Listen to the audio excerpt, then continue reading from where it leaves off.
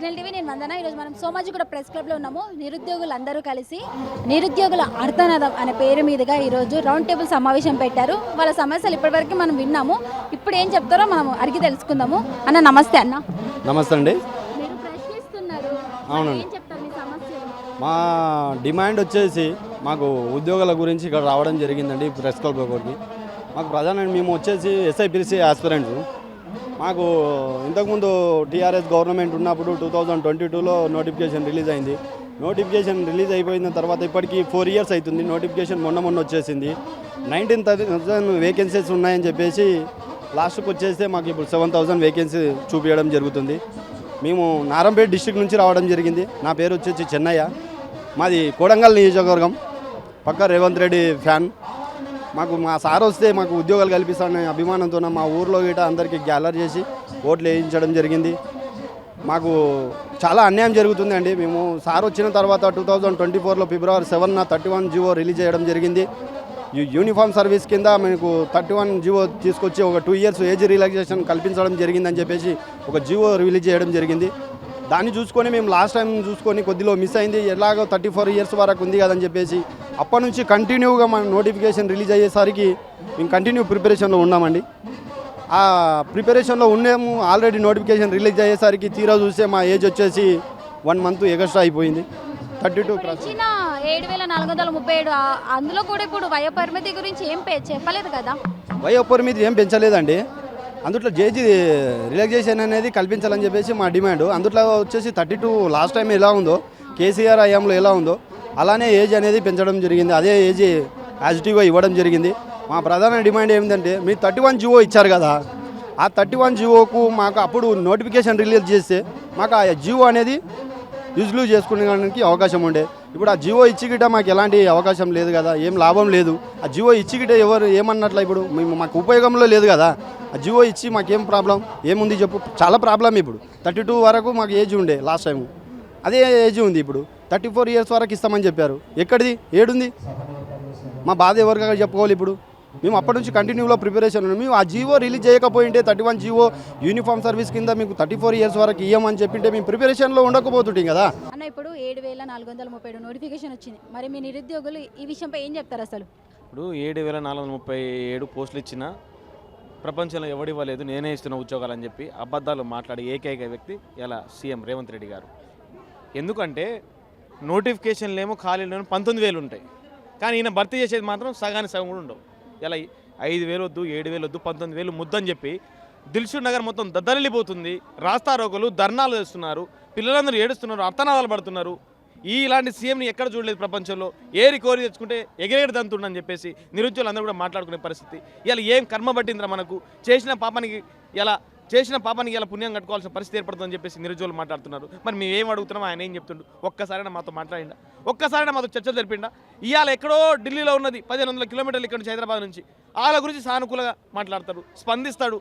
వాళ్ళకి గాయాలు అయితే నాకు బాధ అనిపించింది అంటాడు. మరి నీకు 15 kilometers దూరం ఉన్న సెక్రటరీకి 15 kilometers దూరం ఉన్న దిల్షుక్ నగర్ బాధలు మీకు కనబడతలేవా? మీ కళ్ళకు కనబడతలేవా?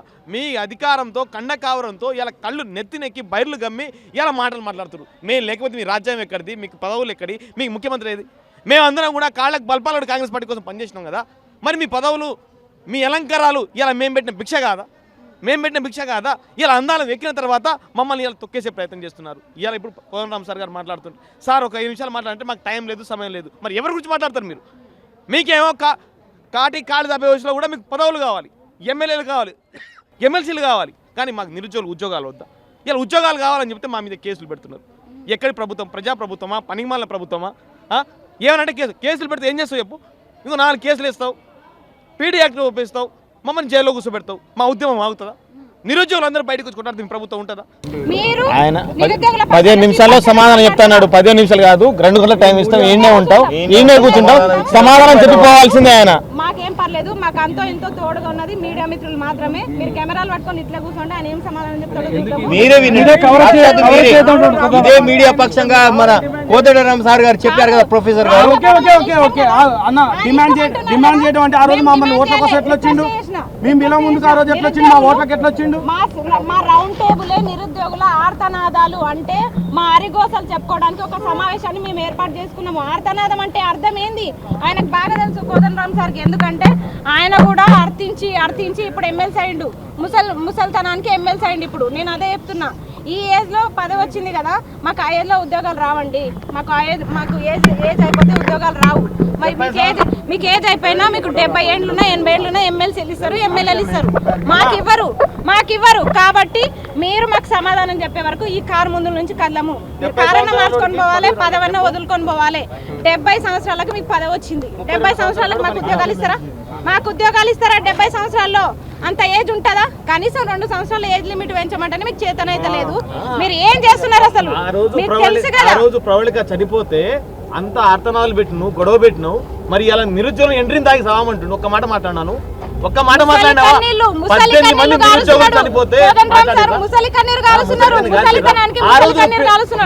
ఆ రోజు ప్రవళిక నువ్వు ఏది పిండ ప్రదానం చేసినావు, గుర్తుందో గుర్తులేదో నీకు? నేనే వచ్చి దగ్గర నుండి చెప్పించిన పిండ ప్రదానం. మరి ఆ రోజు పిండ ప్రదానం చేసినావు కదా. మరి ఇలా 18 మంది నిరుద్యోగులు, కాంగ్రెస్ పార్టీ హయాంలో 18 మంది నిరుద్యోగులు చనిపోయారు. మరి నిరుద్యోగులు మాట్లాడుతున్నారు. ఒకరు ఊరేసుకుని చచ్చిపోయింది, ఒకరు ఎండ్రిని దాగి చచ్చిపోయింది. ఈ రోజు కూడా ఉద్యోగం వచ్చినా కూడా అరాచకం సాగుతుంది అని చెప్పేసి ఒక ఆత్మహత్య చేసుకున్నాడు. అంటే ఎప్పుడు చెప్తున్నాను, నిరుద్యోగులకు ఇలా కోదండరామ్ సార్ గారు సమాధానం చెప్పే బయటికి పోవాలి. లేకపోతే ఈ కారు పగులుతుంది, అద్దాలు పగులుతాయి, మాకేం డొక్కు బస్సులు ఇచ్చేమో మీరు ఇది చేసుకుంటారు. కానీ మీరు మాత్రం ఏసీ కారు ఇచ్చారు. కాబట్టి ఇలా కారు పోదు, మాకు సమాధానం చెప్పాల్సింది. మీ కారు పోవాలి,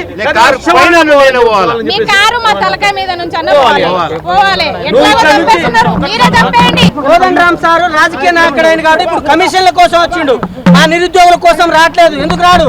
ఇవాళ రాజకీయ నాయకుడు, రాజకీయ నాయకుడు అంటే ఏంది? దోచుకోవాలనే కారణంతోనే ఇవాళ ఇక్కడ వేరే ప్రెస్ మీట్కి వచ్చిర్రు, రాజకీయ నాయకుడుగా మారిండు. ఇవాళ కోదండరామ్ సార్ కాదు, ఒక ప్రొఫెసర్ కాదు, ఒక దోచుకోవడానికి వచ్చిన ఒక రాజకీయ నాయకుడు మాత్రమే. వెంటనే బరాబర్గా కోదండరామ్ సార్కి ఇక్కడ నుంచి కదిలించే ప్రసక్తే లేదు. మమ్మల్ని నిరుద్యోగులు వాడుకున్నారు. ఇలా అధికారంలో గద్దెన కూర్చొని ఇవాళ మేము ప్రెస్ మీట్ పెడితే రండి రౌండ్ టేబుల్ సమావేశం అంటే రాదు. మరి ఏం డీల్ జరుగుతుంది లోపల? ఇలా ఏ పారిశ్రామికవేత్తలతో ఏం డీల్ నడుస్తుంది? ఇలా ప్రైవేట్ విద్యా సంస్థల కోసం చేస్తున్నారా? ఎవరి కోసం చేస్తా ఉన్నారు? ఇలా ప్రభుత్వం విద్యాసంస్థలు పూర్తిగా సర్వనాశనం చేశారు. మీరు రేవంత్ రెడ్డి ఏమంటారు? మీరు ఒక ప్రొఫెసర్ కదా, మీరు రేవంత్ రెడ్డి 23,000 స్కూల్లో తీసేస్తామంటే మీరు నోరు మీద కోదండరామ్ గారు మీరు ప్రొఫెసర్గా చేశారు కదా. ఇలా జేఎల్ డిఎల్ పోస్టులు ఖాళీలు ఉన్నాయి, యూనివర్సిటీ ప్రొఫెసర్ పోస్టులు ఖాళీలు ఉన్నాయి. ఎక్కడ నిద్రపోతున్నారు? ఇక్కడ వచ్చి మీరు కమిషన్ల కోసం వచ్చి మాట్లాడుతూ ఉన్నారా? అందరూ వచ్చి ఇక్కడ మీటింగ్ పెట్టుకున్నారు. ఇప్పుడు పోలీసులు కూడా దాడి చేశారు నిరుద్యోగుల మీద. ఈ విషయంపై ఏం చెప్తారు అసలు? ఇది కోదండరామ్కు సిగ్గు చేయటని అంశం. ఒక మేధావిగా ఉండి తెలంగాణ ఉద్యమంలో తిరిగినట్టు ఆయనకు వ్యతిరేకంగా ఇవాళ ఒక ధర్నా జరుగుతుందంటే చాలా సిగ్గుచేటని అంశం. ఎందుకంటే కనీసంగా ఆయన ముఖం చాటేసిన కారణంగానే, పట్టించుకోని కారణంగానే ఇలాంటి ఒక పరిస్థితి నెలకొని ఉంది. కాబట్టి కోదండరామ్ ఎమ్మటే బయటకు సమాధానం చెప్పాలా, ప్రెస్ క్లబ్లో ఉండడం కాదు. సమాధానం చెప్పి విద్యార్థులకు చర్చలు జరిపి ఉద్యోగ నోటిఫికేషన్ విధంగా చేయాలా, లేకపోతే ఇది పరిస్థితి తీవ్రంగా మారే అవకాశం ఉంది.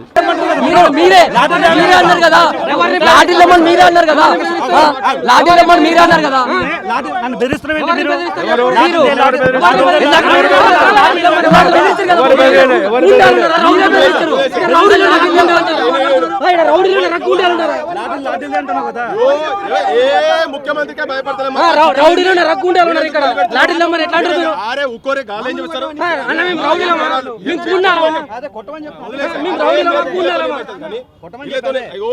మన పని మనం చేసుకుందాం, మనం వచ్చిన దానికి మనం పోదాం గందరే. రాని ఎవరు వస్తారు? నేను చెప్పినాం కదా, అన్న మేము రౌడీలమా గుండాలమా అన్న? లాడీలు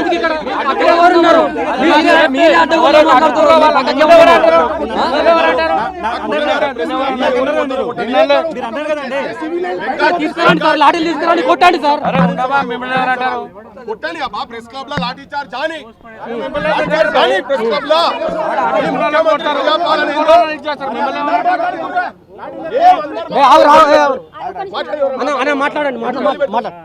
లాఠీ చార్జ్ చేయని ప్రెస్ క్లబ్ లా మొత్తం దేశం మొత్తం తీసుకుపోదాం. చేయని ముఖ్యమంత్రి ప్రజాపాలన ఏందో, రాహుల్ గాంధీ ప్రజాపాలన ఏందో చూద్దాం. దగ్గర కెమెరాలు ఏముండవు, వాళ్ళు పాపం జాబ్స్ కోసము కోదండరామ్ దగ్గర కార్ దగ్గర కూర్చుంటే వాళ్ళని ఇప్పుడు అరెస్ట్ చేపించారు.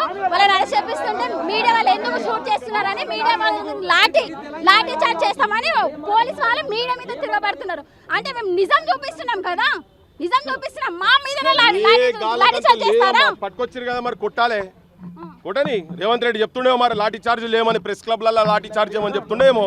ఆయన ప్రజాపాలనలా రాహుల్ గాంధీ ప్రజాపాలన దేశం మొత్తం తిరిగి నిరుద్యోగుల కాడికి వచ్చి గదుమ పట్టుకొని కాళ్ళు పట్టుకొని కడుపుల తలకాయ పెట్టి వాళ్ళకు ఉస్మానియా బిస్కెట్లు తినిపించి నీలోఫర్ ఛాయలు తాగి ఆడ బిర్యానీలు తిని వచ్చి వీళ్ళతోని ఓట్లు వేపించుకొని ఊరూరా పిచ్చోళ్ళ లెక్క నిరుద్యోగులు తిరిగినరు. సంవత్సరానికి 2 లక్షల ఉద్యోగాలు వేస్తామని ఇంతకుముందు ఆయన ఒక మాట మాట్లాడి నేను వచ్చి గదే పని చేస్తే వాళ్ళు వాళ్ళ బాధ ఏందో చెప్పుకుంటందుకు వచ్చారు, చెప్పుకుంటారు కావచ్చు. లట్టు పడని ఉండిరమ్మా, కొట్టని ఉండ్రి. మీరు ఎందుకు ఆపుతారు? అరే కొట్టనియాలే, మీరు తప్పు చేయనియాలే, మీరు ఎందుకు కొట్టనియని ఉండ్రి. ప్రెస్ క్లబ్లో లాఠీ చార్జ్ జరిగితే వాళ్ళ సంగతి ఏందో చూపిద్దాం. ఇలా దేశం మొత్తం రగులుతున్నది. వీళ్ళు చేసే అరాచకాలకు ఢిల్లీలో కూడా కట్టినే ఆడవాళ్ళని కాడికెళ్ళి వెనకకెళ్ళి లట్లు పెట్టి కొట్టిరు కదా. ఇవాళ అక్కడ పరిస్థితి ఏందో ఇగో ఇక్కడ తెలుస్తుంది మొత్తం. ఇప్పుడు నిరుద్యోగులు ఇక్కడ మీటింగ్ పెట్టారు కదా, ఇక్కడ అంటే వేరే మీటింగ్ అనమాట. కోదండరాం కూడా వచ్చారు. ఈయన వచ్చారు కాబట్టి నిరుద్యోగులందరూ కలిసి ఈయనని జాబ్స్ విషయంలో మాట్లాడదామని ఆయన కారు దగ్గర కూర్చుంటే నిరుద్యోగులందరూ వాళ్ళందరినీ కలిసి అరెస్ట్ చేసి ఇప్పుడు తీసుకొని వెళ్ళడం మనం చూసాము. వీళ్ళు నిరుద్యోగుల మీద అరెస్ట్ చేస్తున్నారు, అలాగే వాళ్ళ మీద దాడి చేస్తున్నారు. మీడియా వాళ్ళ మీద కూడా పోలీస్ వాళ్ళు లాఠీ తీసుకొని రండి, లాఠీతో కొడతారా మీడియా వాళ్ళని? చూడండి అక్కడంతా చూడండి ఎంత రచ్చ అవుతుంది. అక్కడ చూడండి ఒకసారి, అక్కడ చూపించండి రాజు గారు. అంటే పోలీసు మీడియాను చూడట్లేదు, నిరుద్యోగులను చూడట్లేదు. అంటే ఎవరు ప్రశ్నించినా అరెస్ట్ చేస్తారా, లాఠీ చార్జ్ చేస్తారా? మీడియా అనేది నిజం చూపిస్తుంది కదా, మీడియా వాళ్ళ మీద లాఠీ చార్జ్ ఎలా చేస్తారు? నిరుద్యోగులని వాళ్ళు అరెస్ట్ చేసి తీసుకొని వెళ్ళేటప్పుడంట మేము కెమెరాతోటి చూపించకూడదంట, వీళ్ళు కెమెరాతో చూపిస్తున్నారని లాఠీ చార్జ్ చేస్తారంట. లాఠీలు తీసుకోండి అని అంటున్నారు సిఐ.